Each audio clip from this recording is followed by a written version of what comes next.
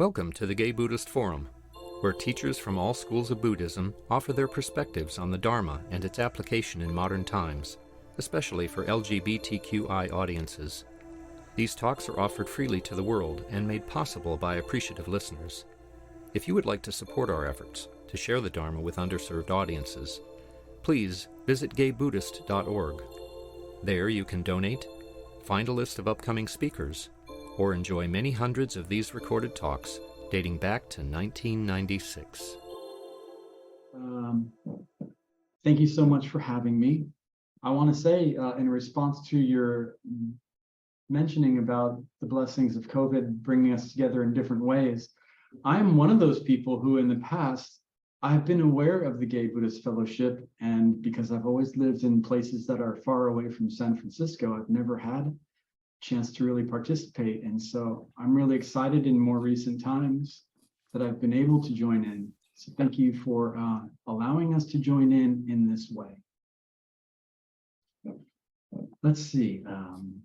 You also mentioned my name. My full name is Gyatso Zerdan Phunrab. Like ordained people, it has a very beautiful meaning. And I can tell you a little bit about that. When I was, just after I was ordained, one of the speeches that my teacher gave to us was that it feels really good right now that you're freshly ordained and the blessings are new and everything's just kind of going your way for a moment. But ultimately, things will not always go right. And whenever you're feeling down and out, you can remember your ordained name because they're very beautiful names. And so the Gyatso part of my name, the very first part of my name, means venerable. And the Zerdan part can be translated as radiant black selflessness. And Kelsang means fortunate. And Phunrab means supreme excellence. So that's a lot. I know it's a mouthful of a name, but I have actually used my own name as my own meditation, as its own meditation sometimes, just because of the beautiful meaning that's behind all of those kinds of different words. Anyway, so thank you for the introduction. And you've kind of gone over how I was ordained. So I guess I can tell you just a little bit about my personal life, so that way you can kind of understand who I am. I was born in Connecticut in 1967, so that makes me 55. And there were some big family problems, and that ultimately pushed me out to moving to Oklahoma to be with another part of my family. That was in 1984. So the first 20 years-ish were in Connecticut, and then the second 20 years or so were in Oklahoma. I became a Buddhist in Oklahoma, of all places, right? It's an unlikely place to become a Buddhist, and yet that's what happened. And then around 2005 to 2007, I began to become part of a particular Buddhist group and wound up getting ordained and moving to the Dallas-Fort Worth area of Texas in 2007. And now I've lived in Oregon since 2015. So what is that? I think 7 years or so. So that's a little bit of background about me. And I think sometimes it's curious to know people's kind of spiritual paths. So I thought I might mention that too. I was born into a Catholic family, so I was raised as a Catholic. And oftentimes when I was a child, I would remember telling people that I wanted to become a priest. So I guess it's not too far-fetched that I should become a Buddhist monk. But Catholicism was difficult for me in many different ways. I couldn't exactly put my finger on why. Maybe it felt a little bit rigid to me. I'm not exactly sure. Later in my early teens, my mother converted to Pentecostalism. So I spent my early teens actually really getting into Pentecostalism. I memorized books of the New Testament I can still quote much of the book of John to this day because of that. But Pentecostalism is not very friendly to queer people, and I've always known that I was gay. Like, among my first thoughts that I can remember is that I'm gay and different, and so I've kind of known that all along. And when I was practicing in a Pentecostal church, there was so much antipathy towards gay people that it became a gigantic problem, and so I moved away from that. And in my late teens, kind of became a hardcore, militant, radical atheist. After that, I really still felt like I wanted a spiritual life. I've always considered myself to be a spiritual person. And so in order to find a sense of fulfillment around my spiritual life, I joined the Unitarian Church. And I remember when I joined the Unitarian Church, this was in Oklahoma City, the minister of that church was also an atheist. So that made me feel like right at home. I felt a little bit hesitant about joining a spiritual group being an atheist, but after meeting him, he's like, hey, I'm an atheist too. So that's made things a lot easier for me.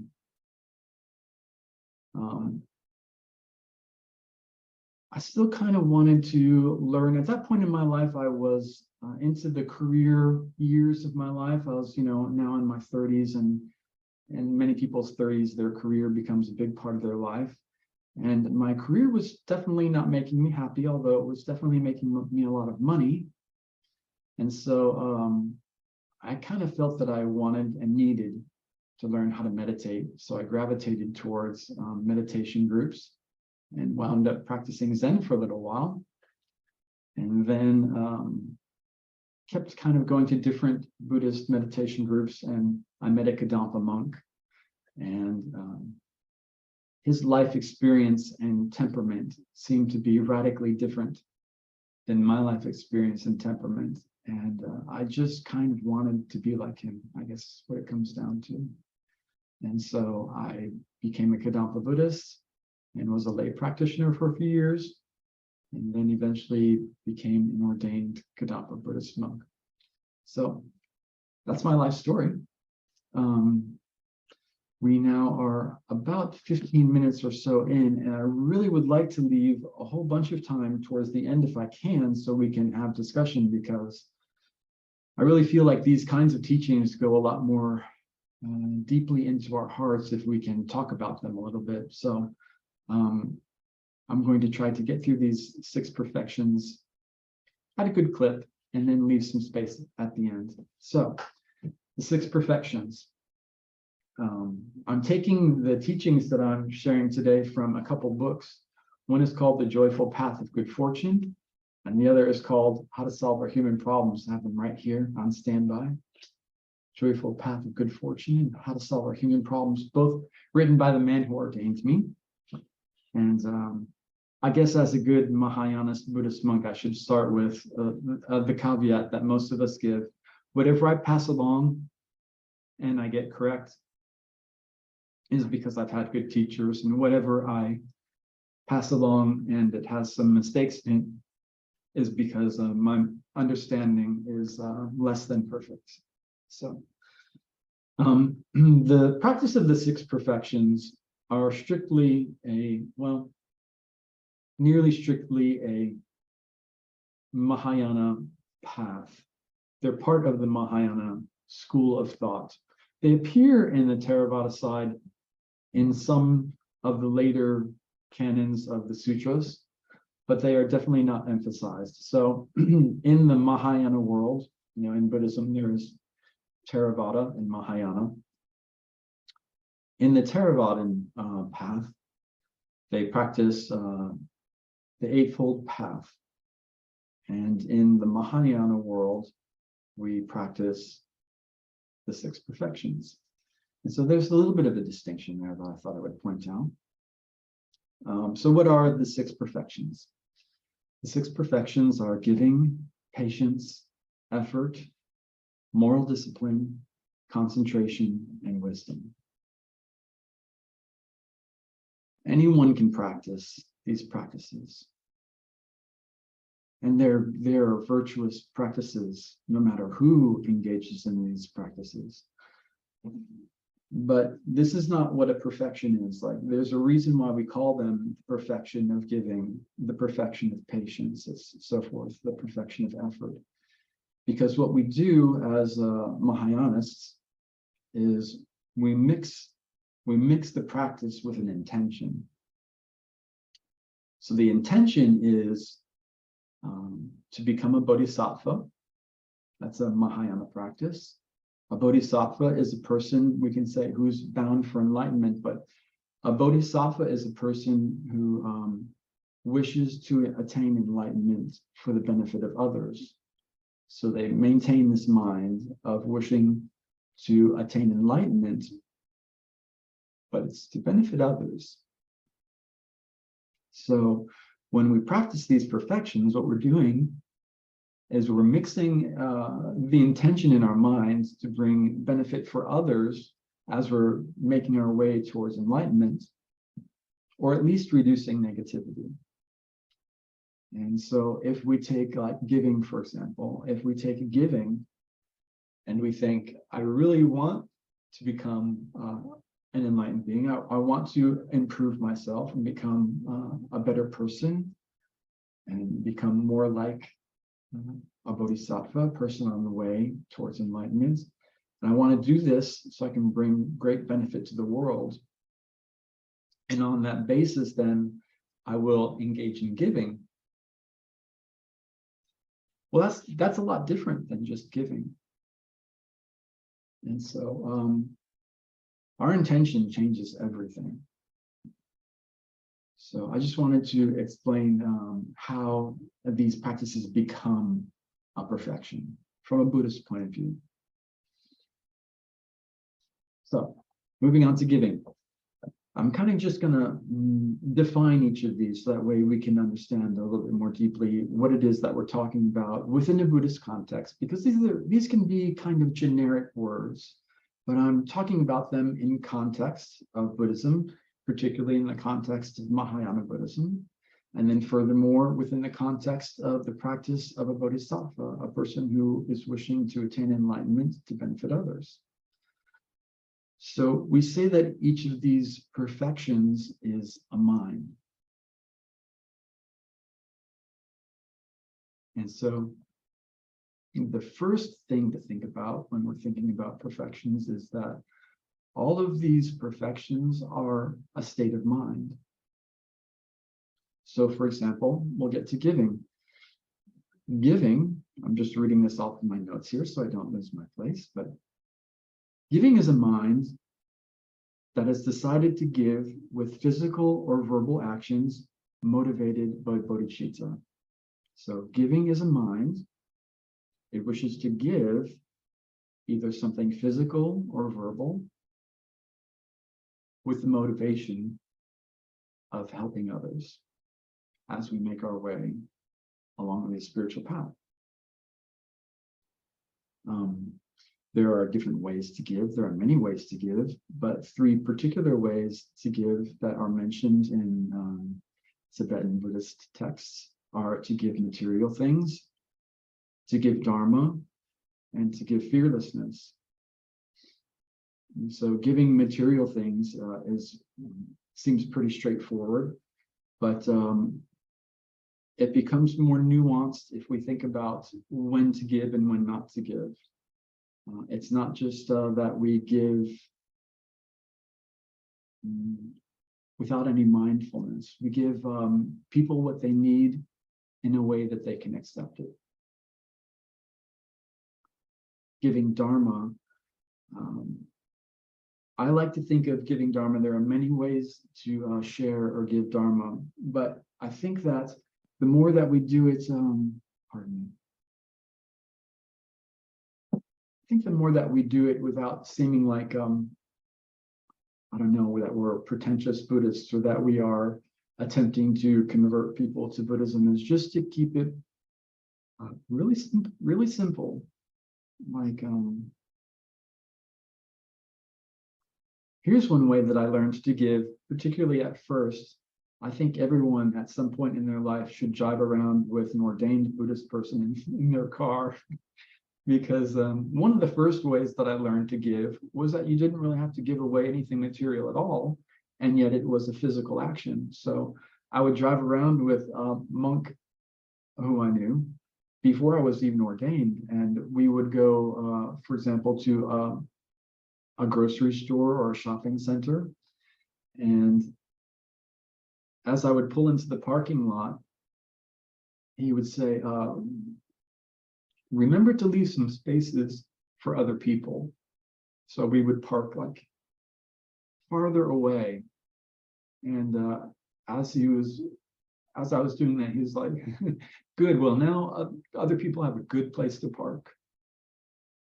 So that's just a very simple way. I still do that to this day. Like when I go into a parking lot, I still find myself like parking, not in the first space that's closest to the building. Like when I pass by the first space near a building, I think, that's good. Now someone else has a really good place to park. Because I know as a person who drives around myself that it's an impulse to want to get the best parking space. That's the closest and easiest. But if we have a mind wishing to benefit others, then it's a lot easier to give away that first parking space. So other ways to share Dharma. I'll find myself accidentally saying out loud just because I think these things internally an awful lot. Things like others first, me last. So that's a way of giving Dharma. It's kind of a condensation of Dharma. It's not like a quote from a scripture directly, but I think when other people hear us say things like others first, me last, I think it makes an impression on people. So it's a nice way to share Dharma.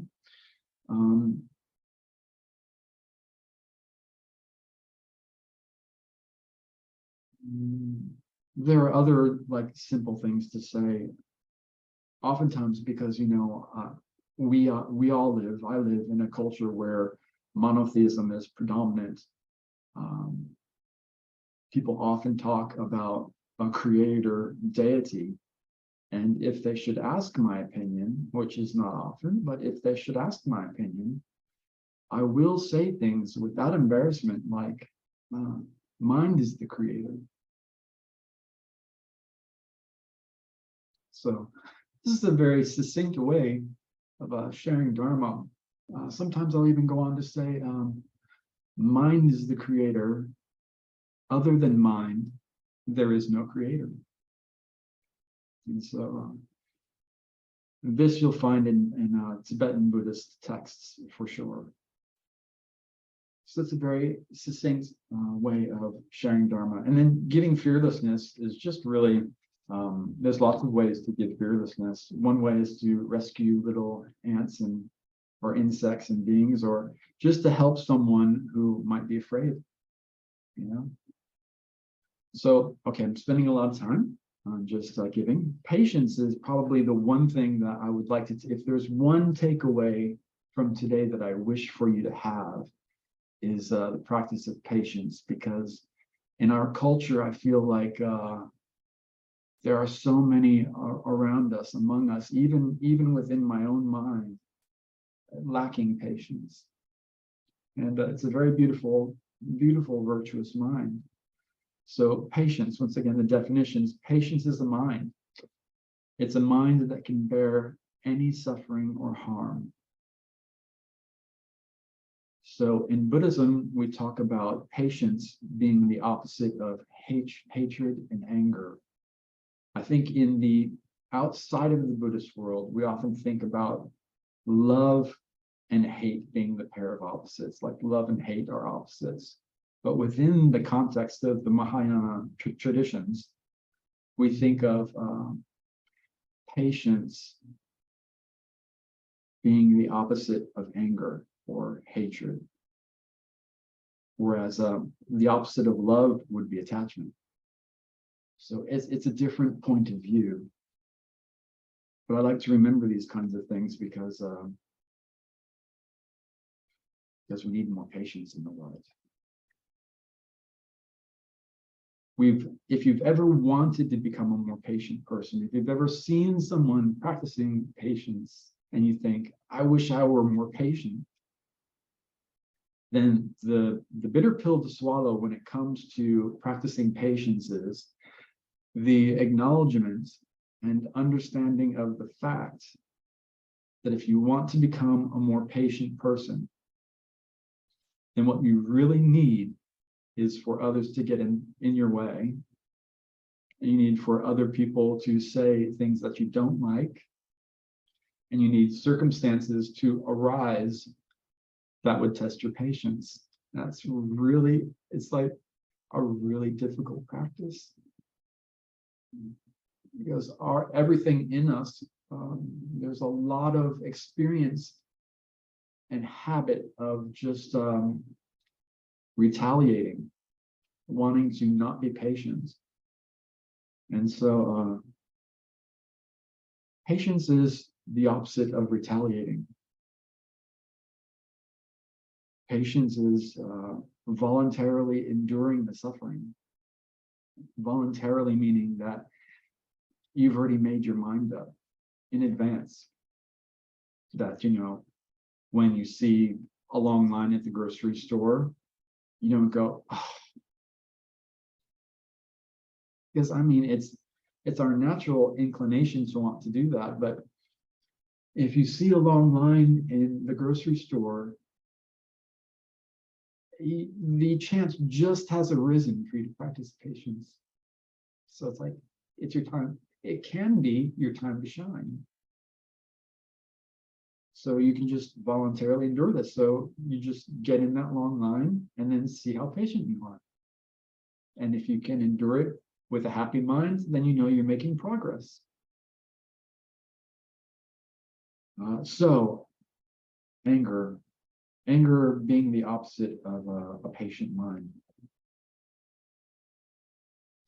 Of the teaching, if you have only one takeaway from today's teaching, this portion of the patience teaching is the one thing I really wish for you to make part of your life or deepen your understanding further into your heart about this teaching of patience versus anger. Because one thing that I really love about Buddhism is that we dive deeply into analyzing and comprehending, meditating on all the various minds and how it is that you get to these minds. Each of these minds is like a spiritual path. So here in my notes I have anger is a deluded mind. So patience is the virtuous mind, the mind that we wish to elevate. And anger is its opposite. It's a deluded mind that's dragging us down. So in order for you to go from either a patient or neutral mind into anger, several steps have to happen. So through kind of like Buddhist analysis, we can take it like step by step. You could break them down even further if you'd like, but these are like the 4 steps that happen. So you can think about these and see whether or not this is the way that your mind works too. The first step is that you focus on either an animate or inanimate object. So either like a person or a thing is now captivated your attention. That's the first step of getting on your way to anger, is that we think that we're not great meditators, but we are great meditators. Because have you ever had something really angry you, that pissed you off? Your mind becomes single pointed on that object, right? We're just really good at that. So that's the first step. The second step is to feel that that object is unattractive. All right, so now you're focusing your attention on something and you find that object to be unattractive. The next step, the third step, is that you begin to exaggerate all of the bad qualities of that object. You forget all about any good quality that object might have. So we do this with people an awful lot. You'll notice it when you get into arguments with people. Suddenly we start using the hyperboles, things like you always and you never. So we're completely avoiding any of the good qualities and focusing strictly on the bad qualities. Like saying to someone like, you are never are patient with me, or you are never kind, or you always do that. I mean, on its face, we can see that that's not true. But this is a mind leading its way towards anger. So the fourth step, the concluding step in this 4 steps, is that we wish to harm it. So we see an object, we focus in on it, we feel like it's unattractive, we exaggerate its unattractiveness, forgetting any good qualities, and then we wish to harm it. We may even want to destroy it. So in our daily interactions with people, this usually culminates in criticism and disparagement. Like the examples I was giving of saying to people, you always, or you never, or I can't believe it when. So the opposite of that mind is patience. So if you find yourself, it's good to know that those steps happen, because if you find yourself engaging in any of those 4 steps, there's a little part of your mind that you go, uh-oh, I'm on my way to anger. And if you can like force a wedge in your mind when that's beginning to happen, like I can see this beginning to happen, so just drop it. Change the object of your mind, change the subject. It's got to go. It leads to no good results. It's the opposite of patience. Like if you've ever wanted to become a patient person and you see that your mind is going in that trap, then stop, because that is not helping you become a better patient person. Okay, so I'm going to try to get through the other perfections pretty quickly. Effort. Effort is a mind that delights in virtue.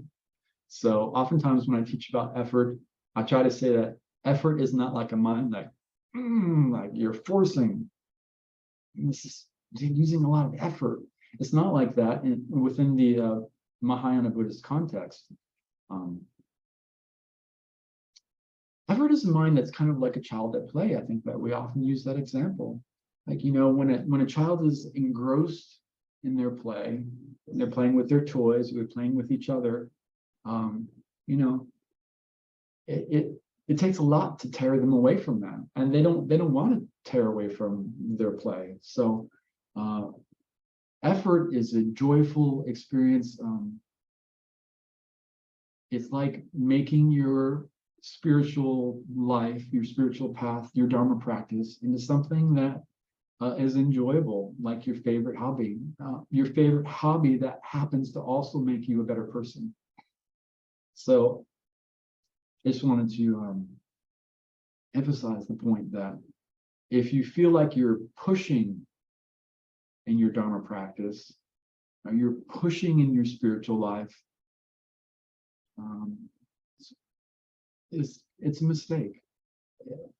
A reevaluation would be good at that point. Moral discipline. Moral discipline is a mind. It's a mind that's determined to abandon faults. So those faults are physical and verbal. And we act on the basis of that determination. So there are different kinds of moral disciplines, like the moral discipline of restraint, for example, withholding from doing something that we know is either harmful for ourselves or others. The moral discipline of gathering virtuous dharmas, like contemplating, listening to, meditating upon, acting upon dharma. So that's an action of moral discipline. And then the big one is the moral discipline of benefiting other living beings. So when we bring benefit to other living beings, then that is moral discipline. Okay, concentration. Concentration, once again, is a mind. It's a mind whose nature is to be single-pointedly placed on a virtuous object, and whose function is to prevent distraction.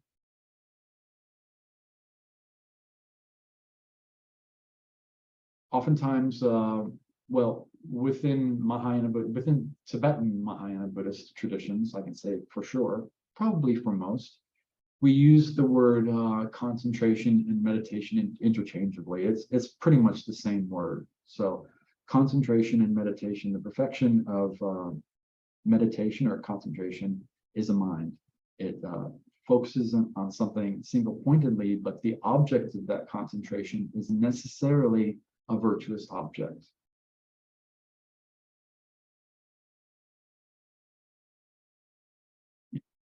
So in keeping with that joyful effort, not being like a stressful chore, meditation is kind of like this too. The concentration is like this too. When I talk about meditation and concentration, I often try to encourage people to think of it like, not like the concentration where once again you're pushing or forcing yourself to do just one monotasking thing. It's more like, you know how when you have a glass of water and you add salt to it, you can add salt a little bit at a time. At some point, that glass of water is going to become salt water. So this is another understanding of concentration. Like we understand that, like the concentration of something in a fluid. So meditation and concentration is like this too. You just keep improving upon. So it's like adding salt into water. Right? Perhaps our practice of meditation or concentration right now is quite weak. Perhaps it has been weak and then strong, now it's weak again. This is because our mind constantly changes. So it's not a problem. You just begin to concentrate by adding more attention and mindfulness into the concentration. And then you can have a perfection of concentration, particularly if you're wishing to become a more concentrated person for the benefit of others, right? Once again, that makes it a perfection. Okay, lastly, wisdom. Let's take another sip here. This is the big one. So from a Kadampa point of view, from a Mahayana point of view, all of the things that we do in Buddhism, all of the other practices that we engage in lead up, they are meant to lead us to the point of becoming a more wise person. And not just in general, within the context of Buddhism, it is to understand the ultimate nature of reality. I mean, that is like definitively Buddhist.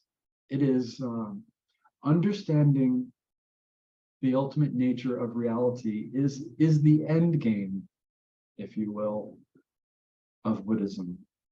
So like all the practices of, you know, being a compassionate person, being a person who gives, and engaging in all of the virtue, meditating.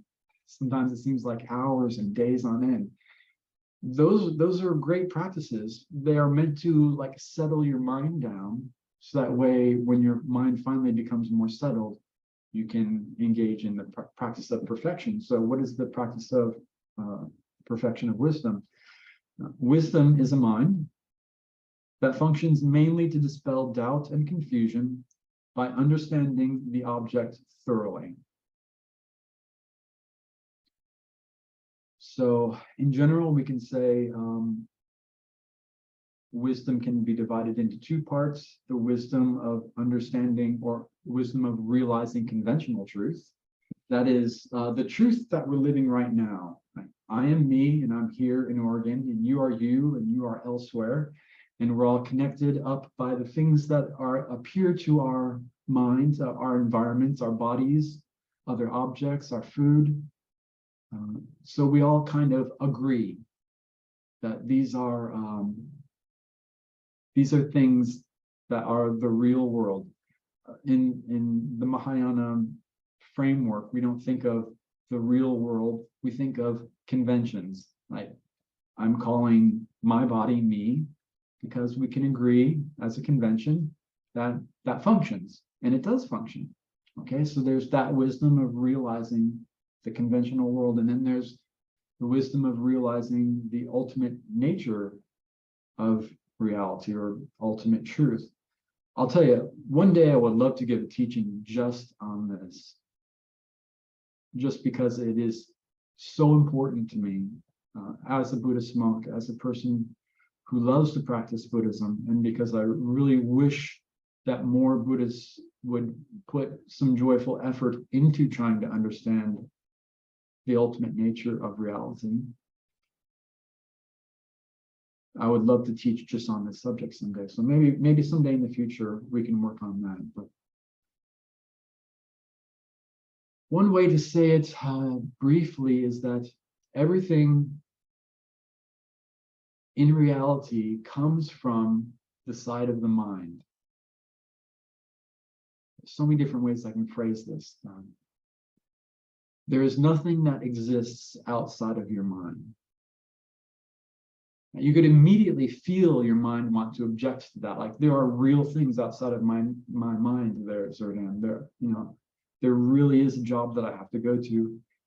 I really do have to feed my body if I want to survive. Like,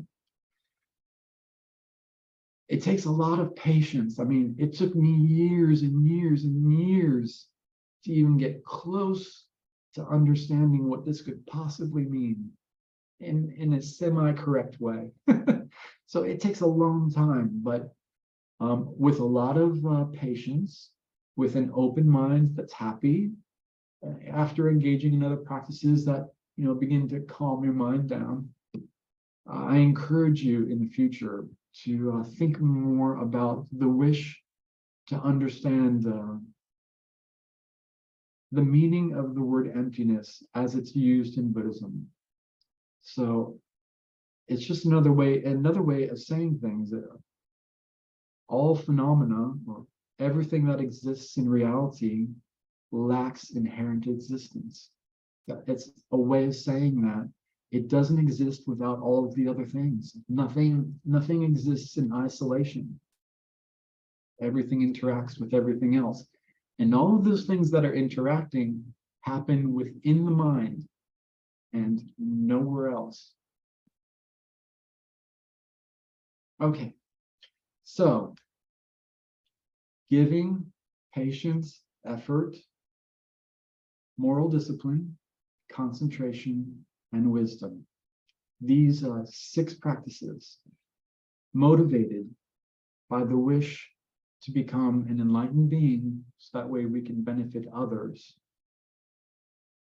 These are the 6 perfections. Okay, I think we have some more minutes now left open for questions and discussions, if we'd like.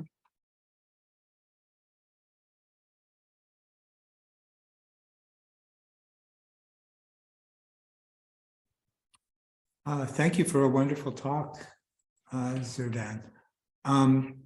It was so full of wisdom for me, and the idea that the opposite of love being attachment kind of blew my mind. So I'm gonna be meditating on that for a while. But a question that I had is, I had always been under the impression that a bodhisattva was somebody who had already attained almost to the stage of enlightenment and chose not to take that step, but to stay in service to others. But the way you're defining it kind of suggests that we're all bodhisattvas just by the intention to strive towards enlightenment. So is there anything that you could? Oh, absolutely. So on from the Theravada side, they refer to people as arhats, people who are kind of renounced and have become kind of a more special holy being. Within the context of the Mahayana, you are right in that oftentimes we will say people have taken rebirth intentionally as a human again, as a bodhisattva, because they had attained their bodhisattva nature in a previous life, and so now they are foregoing final attainments for many lives, perhaps indefinitely, until everyone attains enlightenment together. Like it is the whole concept of Mahayana that, Mahayana, the Maha part of that means great, meaning all of the living beings, and Yana being like the vehicle. So the Mahayana means that we all attain enlightenment together. Like, it can mean that we all, no one is left out. But there is an aspect of that, if we all are going to attain enlightenment together, it comes from the side of the mind. So there's got to be a part of your mind, particularly as a bodhisattva, that it's already kind of accomplished. Like you have to have imagination enough to imagine yourself having attained the final nirvana, the final parinirvana, the final goal of enlightenment. And then upon arising from that meditation, you can imagine, so has everyone else. Like everyone, we all just did this together. So it'll change your life experience. It's not that your mind will still, most of your mind, particularly after the meditation's well over, the next day, the next week, within an hour. You might forget that and you might not believe it anymore, but the Mahayana is a suggestion that enlightenment is attained altogether based upon your own experience.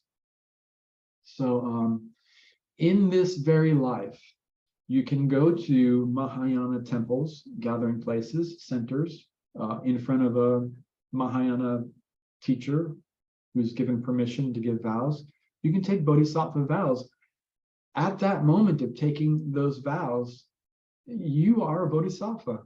I mean, that's the way that we teach it in the Tibetan traditions. You don't have to wait to like become, a person who hardly ever gets angry or, is completely free from delusion. I think that from an imperfect point of view, bodhisattvas are people who are bound for enlightenment. They've taken the vows and they're trying. It's an imperfect world. It's samsara. Great question. Who else? Bob. Bob, I think Bob has his hand up. Bob, it's so good to see you. Good to see you. Good to hear you. Your words today very much affected me. I would like to hear them every hour on the hour for the next 112 hours. But the other thing that affected me was your telling of the story of your life. Life is a continuity, but our lives have discontinuous points where we change directions. And you had several in your life that you've mentioned. I don't know if you're comfortable describing any in particular, which was perhaps even surprising to you that that change of direction happened and what the circumstances were that allowed that to happen. Yeah, thanks for that question, Bob. Well, although I kind of did have a small wish in my childhood to become a priest because I was a Roman Catholic person, I probably made my family crazy because I was a more strict Catholic than the rest of them. And then, so it still kind of took me by surprise to become a Buddhist monk, mostly because in my roaring 20s, when I first started reading about Buddhism, some of the first things I read about were renunciation. Like you want to give up things. Like it definitely felt like I didn't want to give up anything. Like if anything, I needed more of something to make myself happy. So becoming a renunciate was kind of a surpriser. I didn't see myself doing that, but when we learned a little bit more about it, the object that we're renouncing is suffering. So when you look at it from that point of view, having a mind that really wishes to not suffer anymore is the basis for Buddhist renunciation. So I don't know, when I first read about Buddhism and I learned about Buddhist people, they all, you know, they were vegetarians, they didn't smoke, they didn't drink, they didn't swear. I was like, well, all of that sounds like no fun to me. And I definitely did not want to become a Buddhist. I started my Buddhist practices thinking, you know, I'm just going to learn some meditation and chill out. And I'm not going to become a Buddhist because that sounds really not fun. And yet, you know, the more I did it, the more I experienced it, the more peaceful feeling I was having, then it made a lot more sense to me. So that was kind of a shocker. Didn't see that one coming exactly. That kind of sneaked up on me. I alluded to several problems throughout my life. Like, you know, I mentioned that really I could remember thinking that I was gay and different, probably like around 5 years old. Like among my very first thoughts were, I'm different and this is a gigantic problem. In addition to that, I come from a deeply troubled family. On my father's side, there is a psychopathy that is criminal. And on my mother's side, there's a sociopathy that is really bad. There's severe mental illness on both sides of my family. So many of these life changes for me were precipitated as I was being pushed by the circumstances of my life. So being a gay person, I knew I was like an outsider already. Having big mental problems on both sides of my family really kind of forced me, like I didn't want to become a mentally ill person. And so I needed to work on self-improvement and avoiding mental illness, avoiding deluded ways of thinking, avoiding lying to myself. Thank you. Yeah, thank you. Appreciate that. Who else? What else? We have at least like maybe 6 or 7 minutes or something like that. Oh, I should probably say, as you may have noticed throughout my talk, like I'm the kind of person who rarely has anything to say. Like I constantly hear from my friends and that I'm too quiet, that I have nothing to say. But when I talk about Buddhism, it's hard to get me to shut up, right? Because it's like my favorite thing. And so sometimes you may have noticed I've gone for the handkerchief a few times and wiping my face. It is so close to my heart, and like sharing my favorite thing that's the closest and most deeply held thing in my heart. I do kind of get a little teary-eyed. So I guess kind of sorry for that. And at the same time, that's just kind of like who I am. I've accepted that that's who I am. That's how I work. Hey, Zerdan, this is Tom. Hey, Tom. I want to thank you for such an introspective talk. I realize that the 6 perfections are more outward focused than perhaps the Eightfold Path can be. I really like that idea of patience being the opposite of hatred and anger, rather than love or something like that. But the one thing that really struck me too was the idea of giving. And so sometimes I'll be on a walk, a morning walk, and I'll see like something that somebody has thrown away, litter or whatever, not just scraps of paper, but something that's like, oh my God, why does somebody have to throw that there? And so this sort of anger arises in me, or, judgment about the state of humanity today.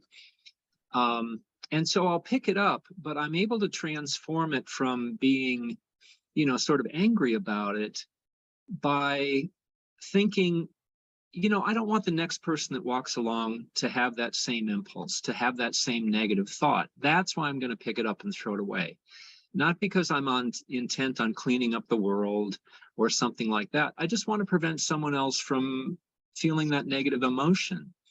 And I've had a hard time explaining that to some of my friends who, you know, one in particular who's also a Buddhist will say, oh, you're just hung up on good and bad. Why is a piece of, you know, styrofoam bad? And, you know, but now this gives me a framework for understanding my impulse to do that. So thank you. I think that is a perfect practical example. Like, so you are giving beautiful environments to others. The karma for that is amazing. For example, furthering that on, like, as a Mahayana thought, as the thought from the mind of a bodhisattva, if we see other people as beings who are making their own way on their spiritual path towards enlightenment, and we regard these people, however they appear to our mind, like people appear to us as, you know, harsh human beings filled with delusion. But if we let go of that appearance, if we are a bodhisattva, perhaps we've taken bodhisattva vows, we're practicing seeing other beings as making their way towards enlightenment. We begin to see them even as holy beings. So, like, creating a beautiful environment for holy beings, that's a beautiful gift. So Yeah, I like that. Thank you. yeah, you bet. I think I like keeping Buddhism from becoming a theory, and to maintain keeping it as just daily activities, real world practices. So I think that's perfect. What else? It's a beautiful thought to conclude with. So thank you again, Zerdan, for such a beautiful talk. Thank you. My pleasure.